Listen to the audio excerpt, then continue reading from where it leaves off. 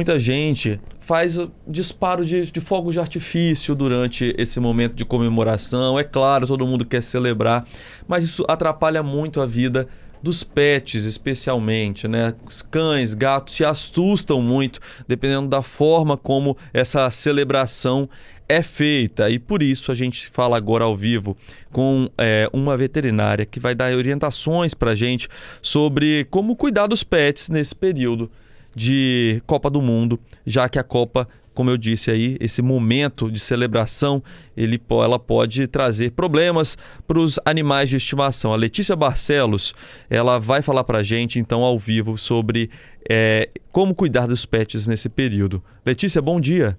Bom dia. Como que essa celebração tem que acontecer para preservar a saúde dos nossos animais? O ideal seria sem fogos, né? O mundo ideal seria a gente não ter esses ruídos tão altos, né? Que até tanto para os pets, a gente também entra a questão de idosos e crianças autistas, né? Então, o ideal seria isso, né? Mas, como a gente sabe que as pessoas, isso é uma tradição, acho que brasileira, né? Soltar fogos, né? Isso é uma coisa que a gente não consegue, né? Impedir, né? Fogos, buzinas, o próprio barulho alto da casa, a gritaria, pode provocar alguma reação dos animais? Pode, principalmente os animais que não estão acostumados com isso, né?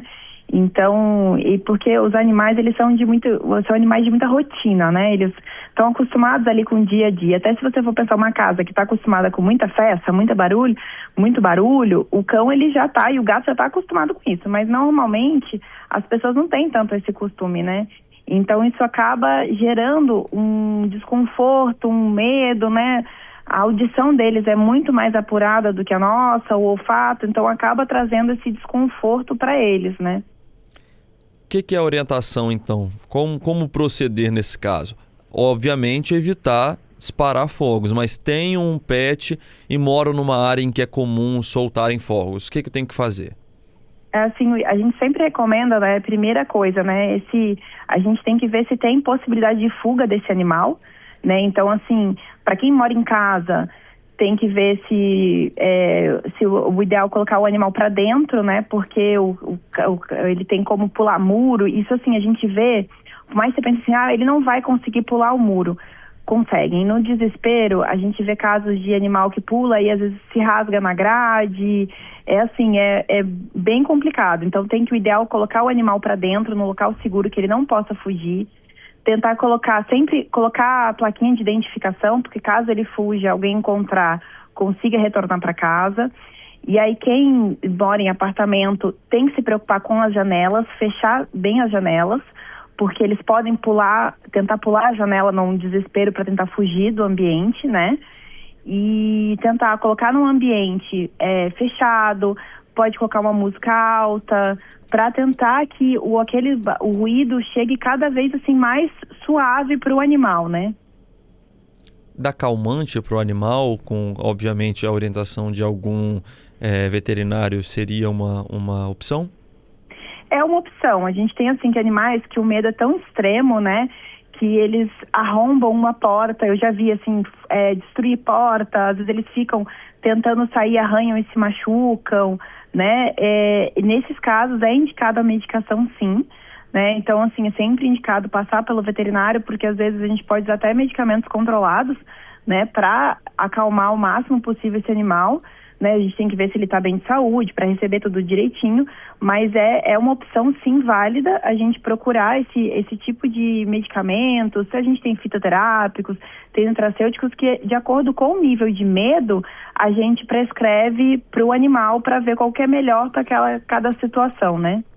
Tem algum tipo de atividade, alguma espécie de, vamos dizer, terapia de exposição que a gente vai acostumando o animal a lidar com os barulhos, que dê para os tutores de pet poderem tentar amenizar esses problemas? Tem sim. A gente fala assim, você pode começar, um animal que nunca teve medo, você pode fazer uma terapia de sensibilização. Você começa a apresentar o medo de uma forma sempre com algo positivo junto, né? Se quanto mais cedo você começar, Isso é ideal. Até bons criadores, você faz isso com filhote ainda. Comendo papinha, você já começa a colocar sons de fogos que ele não faz uma associação ruim com aquele barulho, né? Agora, se o animal já tem medo, a gente vai fazer uma terapia comportamental, que aí é a dessensibilização. A gente começa sempre com ruídos mais suaves e a gente vai aumentando, associando com algo positivo junto. Mas aí, às vezes, tem animais que, quando o medo é muito extremo, a gente tem que medicar, sim, para ajudar ele conseguir a entender que aquilo dali não é algo ameaçador para ele, né? Então, a gente tem esses treinos que a gente pode fazendo desde filhote, né? O animal que não tem medo e até com o que já tem medo. E sempre pensando se o animal que tem medo, se não tem algo associado, né? A gente já tem pesquisas que foi feito até para o Daniel Mills, que em inglês, o pai do comportamento, que ele associou dor crônica com medo. Então, assim, o animal às vezes tem muito medo de fogos, e quando a gente vai ver é um paciente que já tem dor crônica, porque quando ele se assusta, ele contrai e dói. Então, se a gente não trata a dor, por exemplo, a gente não consegue tratar o medo dele de fogos. Então, por isso que é importante a gente estar investigando se é só o medo do barulho mesmo, do alto, porque até a gente, né, dependendo, a gente se assusta, ou se tem alguma coisa junto ali que está piorando esse medo. Olha só, nosso ouvinte, o Júlio César Santos, ele falou que é disponível na internet para comprar abafadores de ruídos para pets. É uma alternativa? É sim, só que a gente tem que lembrar que a gente tem que acostumar o cão com isso antes. Porque se você coloca o abafador e só na hora dos fogos, ele vai estranhar aquilo na cabeça e às vezes pode fazer uma associação negativa com o abafador porque ele nunca viu aquilo. Então a gente tem que começar antes, bem antes de ter fogos, a gente começar a colocar, dar um tempinho. E é interessante que esses abafadores, eles são legais, mas dependendo do tipo de orelha do cachorro, a gente não consegue encaixar direito. Então tem que ver ainda o tipo de orelha do cachorro, se consegue colocar o abafador. Vou confessar para a senhora que eu nunca tinha visto um abafador de pet, eu até pesquisei aqui na internet. Parece uma touca, né? Tem dois tipos. Tem tipo uma touca, né, que você coloca essa touca, às vezes é usado por banhitosas, colocam isso por causa do soprador, ele é muito alto. E tem um que ele parece igual um abafador de humano mesmo, aqueles com os fones, são assim. Tem assim, esses são bem eficazes. Eu fui numa feira, eu testei, ele abafa muito ruído, ele é melhor do que a touca, só que é aquela coisa, a gente tem que fazer uma associação antes e dependendo da orelha não vai, entendeu? A orelha do cachorro, acho que se a orelha é muito em pé, a gente não consegue colocar ele. Para aquele cão, aquele animal que já se assustou num cenário em que nós estamos lidando com um animal que está em desespero, o que a pessoa tem que fazer? O que o tutor deve fazer nesse momento de desespero para tentar acalmar, para não piorar a situação? O animal pode chegar a morrer de desespero? Pode, dependendo, tem cães que, se ele for um animal mais idoso, que já tem algum problema do coração, ele pode infartar, né? Ele pode ter um mal súbito.